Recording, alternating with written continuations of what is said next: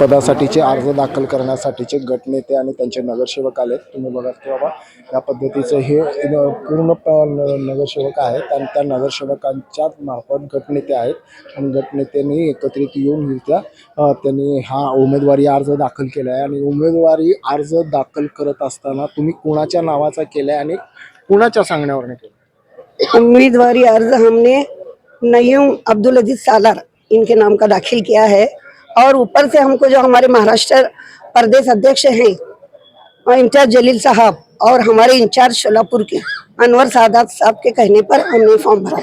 पण एमआयएम पक्षाचे काही माजी नगरसेवक म्हणजे स्वीकृत नगरसेवक गाजी यांनी अर्ज दाखल केला आहे. परत फिरदोष पटेल हे अर्ज दाखल करतायत. यांना काय सांगाल? उनसे हमारा कुछ भी लेना देना नहीं है. हमको जो पार्टी का आदेश है हम उनका नाम दिए. पार्टी ने कहा है साफ लफ्जों में कि हम जिसको टिकट दिए हैं उसको स्वीकृत नगर सेवक का पद नहीं देने वाले. ये उनका साफ कहना है. म्हणजे गाजी आणि पटेल यांना दोघं नाही? उनको टिकट दिए थे तो हम ठहरने के लिए वार्ड में, तो अभी डबल नहीं देने वाले. म्हणजे तुमच्या पक्षाकडून सालार यांची उमेदवारी फिक्स झाली. हाँ. बरं, तुम्ही हैदराबाद मध्ये एक भाषण केलं होतं. भाषणाचा रोष काय होता? जरा हिंदी में बोलिए. नहीं वो वक्त गया अभी खता. क्या क्या नहीं अभी हो गया वो. तो सुनाने वाले थे ये. जो सुनने वाला जिसको सुनाना था ना वो समझ गए. जिसको बात लगी ना वो समझ गए, उनको बराबर लगी वो बात. आणखी एक गंभीर प्रश्न विचारतोय की विरोधी पक्ष नेत्याचा दर्जा आपल्याला मिळतोय, तशासाठीचे कायदेशीर काय प्रक्रिया करण्याची तयारी तुम्ही केली आहे? हाँ तयारी केलेली आहे. बघू काय काय होते. महापौरच्या हातात आहे ते. नाही पण मिळतं ना कायदेशीर? कायदेशीर मिळतंय, आम्हालाच मिळतंय. आमचे 8 सेकंड नंबरवर आम्ही आहेत आणि आम्हाला मिळालंच पाहिजे. ते ऍक्ट आहे माझ्याकडे. उमेदवार आहेत आपल्या सोबत आणि सालार आहेत. नवीन सालार हे का आणि कशासाठी दिली असावी तुम्हाला उमेदवार? मैं मेहनत किया, उनको मेरा काम पसंद आया. असद साहब होंगे या फिर हमारे इंचार्ज अनवर सादात साहब होंगे, काम पसंद आया बोल के मेरे को दिए. सोलापुर का विकास होगा ये सोच कर दिए. सोलापुर में हर जगह जहाँ भी मेरी निधि आएंगी पूरे सोलापुर में यूज़ कर सकता, मैं काम कर सकता जहाँ की भी प्रॉब्लम रहेंगी. तो इसके लिए मेरे को एक यंग है, युवा को समझ सकता ये करके इसके लिए दिए. वो पक्षाकडून अनेक नेत्यांनी मागणी केली होती आणि विशेष म्हणजे बाहेरून आलेल्या पक्षाच्याही काही नेत्यांनी मागणी केली होती.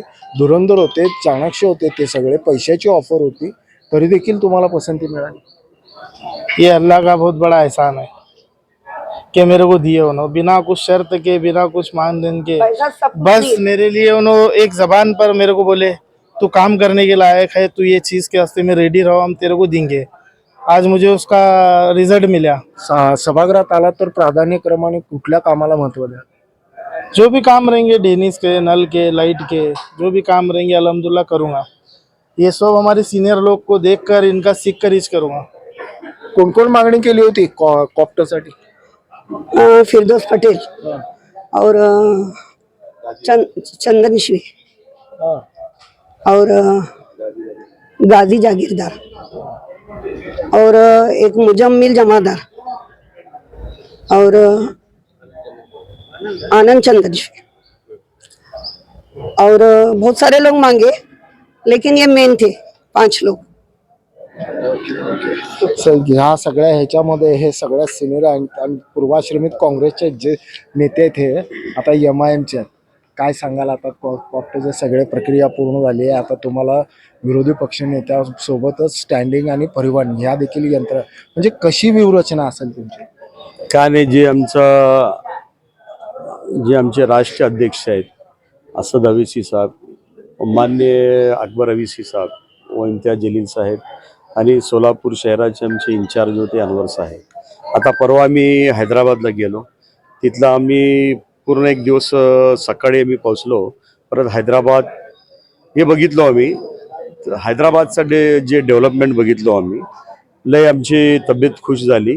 तर आम्ही आमचे असद अवीसी साहेब, अकबर अवीसी साहेबचे ह्यांचे कामाला बघून परत आम्ही सोलापूरचा डेव्हलप करू तसंच. आणि जी विरोधी पक्षनेता म्हणून आता तुमची भूमिका तुमची मागणी नगर सचिवांकडे किंवा महापौरांकडे काय स्ट्रॅटेजी सांगा काय? म्हणजे मागणी तर आमची राहणारच आहे. परत लास्ट टाइम आपण ऐकलो ते आपले सोलापूर शहराचे पालकमंत्री गोरे साहेब होते, त्यांना पण तेच सांगितले की लोकशाहीमध्ये विरोधी पक्ष हे द्यायलाच पाहिजे. तर विरोधी पक्ष असला तरच आपल्याला सोलापूरचा विकास चांगला होईल. स्टँडिंगला मागणी करणारे तुम्ही? बरोबर आहे. स्टँडिंगला पण आहेच ना. आहे ना, आमचा एक सदस्य मिळतंय स्टँडिंग. जेवढे आपले कमिटी बसणार आहेत, प्रत्येक कमिटीमध्ये आमचा एक एमआयएमचा माणूस राहणार आहे. आरोग्य खाता असो, परिवहन असो, महिला बाल कल्याण महिला बाल कल्याण असो, मार्केट कमिटी, वाघ कमिटी, जेवढे कमिटी आहे प्रत्येक कमिटीमध्ये एक आमचा एमआयएमचा माणूस राहणार आहे. म्हणजे तुमचं अस्तित्व हे सगळ्या कमिटीमध्ये असेल, पण तुमच्या अस्तित्वामध्ये गट पडलाय का? आजर उंडेकरी दिसत नाहीये. नाही, ते त्यांची तब्येत बरोबर नाही. हो नीट, हे राजकीय ताप सांगायचं नाही मला, राजकीय ताप नको. हा, नाही, खरंच तब्येत ठीक राजकीय नाही. सालार तर त्यांचे भाऊ आहे, ते दोघे भाऊ आहेत. आझर हुंडेकरी बाबा सालारचा भाचा लागताय. हा. ह्यांची बहिणीचा मुलगा आहे ते. तर ते विरोध करण्याचा प्रश्नच नाही ना. विरोध मी म्हणत नाहीये, गट पडला का तो दिसत नाहीये. ते आमच्या बरोबर रात्री होते. ते जरा समजा लेट झोपले असेल, उठले लेट किंवा त्यांची तब्येत खराब असेल, सवयीप्रमाणे लेट तर ते तर बोलत नाही. लोकांना आम्हाला संधी दिली, संधीचा आम्ही बरोबर 8 जे सर्व माहित आहे. नगरसेवक आहे एमआयएमचे, आणि आता आमच्या बरोबर एक जुळला आमचा नगरसेवक सेकृत जे नईम सालार. आम्हाला जे लोकांना जे संधी दिली ते संधीचा आम्ही सोना करू. ब्रेन न्यूज करता यासिन शेखचा